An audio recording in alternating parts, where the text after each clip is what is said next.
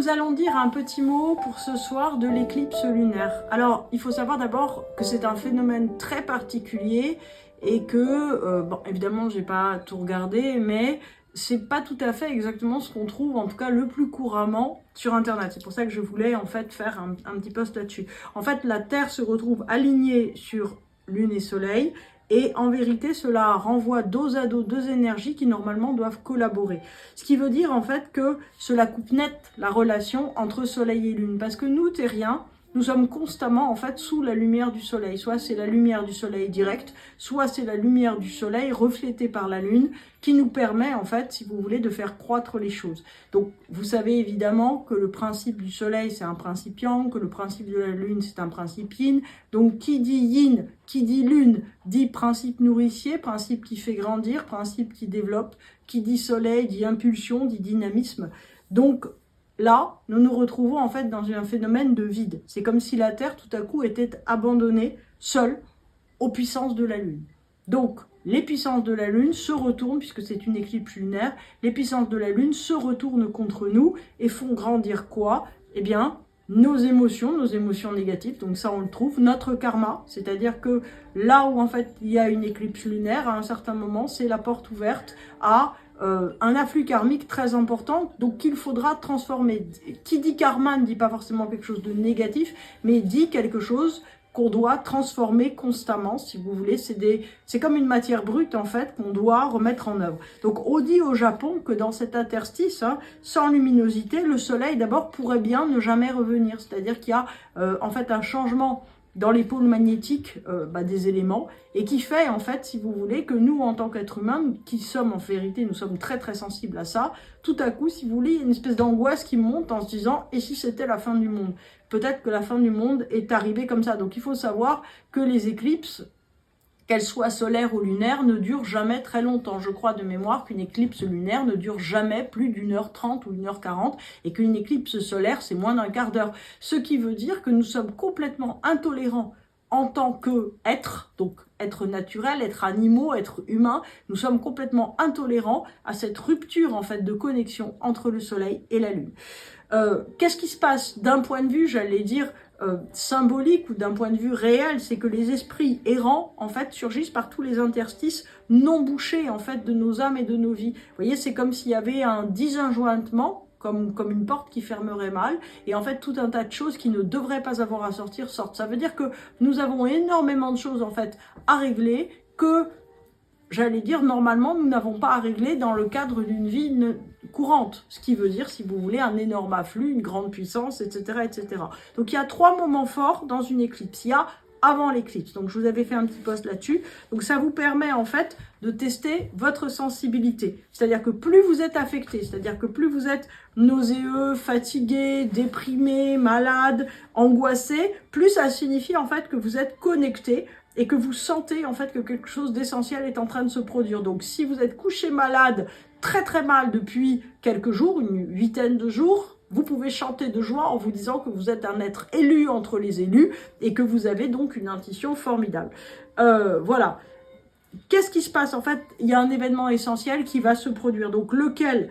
Un afflux de karma dans votre vie, comme je vous disais, lié au signe où est l'éclipse. Donc, on récupère émotionnellement ce qui n'est pas réglé et ce qui devra l'être. Donc, c'est pour ça que, par exemple, les bouddhistes, les moines bouddhistes, vous disent que c'est un moment extraordinaire parce qu'on peut avoir la possibilité de récupérer d'un coup ce que normalement, en fait, on récupérerait sur des centaines de vies. Donc, vous imaginez que, nous, en fait, on a notre petit baluchon de karma et on a déjà bien du mal et là, en fait, on se prend un tsunami de karma sur la figure et il faut le transformer. Donc, en vérité, si vous voulez, ce qui se passe souvent, c'est qu'il se passe rien. C'est-à-dire que cette espèce de karma crée une sorte de couche de négativité supplémentaire, vous voyez, comme des alluvions qui se superposeraient dans notre vie et qu'on continue à édifier dessus. Là où il peut y avoir quelque chose de magique, c'est si on arrive à le transformer. Parce que si on arrive à transformer cet afflux incroyable, eh bien, on passe à une autre fréquence. Pendant l'éclipse, que se passe-t-il? Alors, c'est un moment immobile et neutre en soi. C'est un moment, ok. Alors, il y a, j'allais dire, vous savez, c'est comme dans le voyage de Chihiro. C'est-à-dire qu'on voit, il y a la lente cohorte, en fait, de tous les petits démons, de tous les esprits bizarres, de tous, en fait, les porteurs de karma qui rentrent dans nos vies. Mais en même temps, tout s'arrête. C'est-à-dire que quelque part, tout ce qu'on avait pressenti, alors ça c'est aussi une chose importante, se dessine. C'est-à-dire que si vous êtes hypersensible, couché au lit, etc., il y a des événements importants ou des signaux. Dans le bouddhisme tibétain, on dit des fanions, c'est-à-dire qu'il y a des espèces de petits drapeaux qui s'agitent en vous disant attention, attention, ça va bouger par là. Donc si vous avez l'habitude, dans les 8 jours, 10 jours qui précèdent l'éclipse, vous pouvez vous dire tiens, il y a des envies fortes qui sont là, il y a des choses très importantes qui se passent, donc il va y avoir un afflux qui se passe à ce moment-là. Donc, qu'est-ce qu'il faut faire pendant l'éclipse ? Il faut, alors là c'est passé, ça vaudra pour la prochaine fois, ce qu'il faut faire en fait, c'est se relier par la prière. C'est-à-dire qu'en fait, il faut comprendre, c'est un peu comme dans un jeu vidéo, c'est-à-dire que si vous vous reliez à une puissance supérieure, que ça soit le cosmos, que ça soit les petits esprits positifs, les kami par exemple, comme au Japon, que ça soit l'esprit de votre grand-père ou l'esprit de Dieu, ce que vous voulez. Mais reliez-vous, hein, voilà.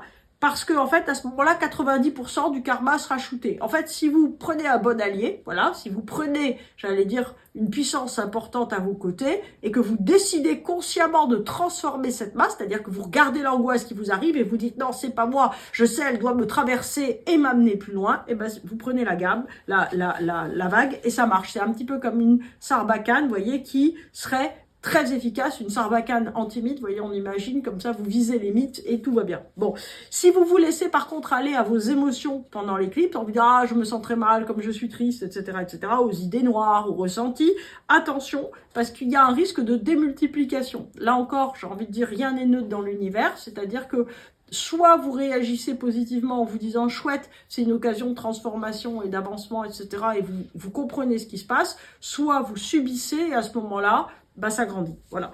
Bon, en fait, rien de stable sur Terre, on a compris, c'est pas drôle, mais c'est comme ça. Donc, qu'est-ce qui se passe après? Donc, c'est ce qui nous concerne maintenant. Après, tranquillement, alors, vous allez voir cette vidéo, vous avez encore, en fait, vous êtes dans les heures qui suivent l'éclipse, vous pouvez tout à fait, j'allais dire, continuer à vous relier par la prière, pour arriver à faire quelque chose, j'allais dire, de complètement différent. Donc, après l'éclipse, donc c'est-à-dire lundi, mardi, etc., tranquillement, tout ce qui a afflué va prendre place dans vos vies et s'installer. Donc, les effets d'une éclipse, c'est pas pendant véritablement que ça se passe, c'est avant et après. Donc, combien de temps ça va se mettre à résorber, ça va dépendre de vous. C'est-à-dire que, en fait, à vrai dire, le pire, c'est un espèce de déni en se disant, il s'est rien passé. Il se passe véritablement quelque chose. Alors, à chaque fois, il se passe quelque chose de différent. Donc là, on va parler de ce qui se passe maintenant. Donc là, notre éclipse, elle a lieu en Poisson. Donc, si vous avez des planètes autour du 15 degrés du Poisson, elles vont subir un afflux karmique de mémoire très important. Ça peut aller d'une lourdeur atroce à des intuitions extraordinaires ou les deux ensemble. C'est-à-dire qu'en fait, si vous voulez, dans l'univers, c'est ce que je dis tout le temps à mes élèves, il n'y a pas une telle chose que positif et négatif. Qui dit positif et négatif? Nous, en tant que subjectivité. C'est-à-dire que si on a l'impression que quelque chose qui arrive nous amène quelque chose, nous pousse, etc., on se dit c'est positif. Si c'est quelque chose qui contrecarre nos plans, on se dit que c'est négatif. Mais ce n'est que du jugement. En vérité, il arrive quelque chose et, j'allais dire, la lourdeur atroce et les intuitions extraordinaires sont exactement jointes. Maintenant, si vous êtes Poisson ou Vierge, il faut savoir que cette éclipse vous affecte particulièrement car elle redit l'axe des nœuds de l'univers, qui est un axe Vierge-Poisson, et donc vous aide aussi à passer un cap. Ça veut dire que tout est rassemblé pour vous aider à aller de l'avant. Si vous avez maintenant des planètes au point, environ 15 degrés, ça va être j'allais dire en résonance exacte ou en aspect par rapport, si vous voulez, à cette éclipse.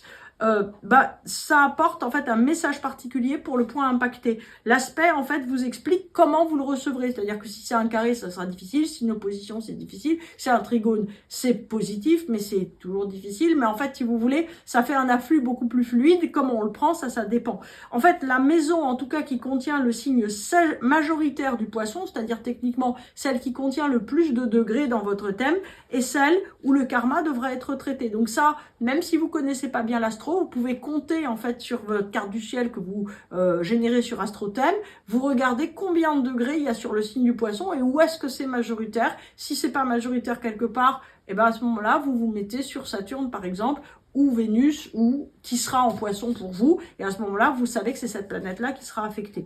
Donc en fait, il faut voir que les éclipses sont une occasion de nous rendre compte de notre petitesse, quelques minutes en fait de dislocation ou de disjonction entre la Lune ou le Soleil nous impactent complètement.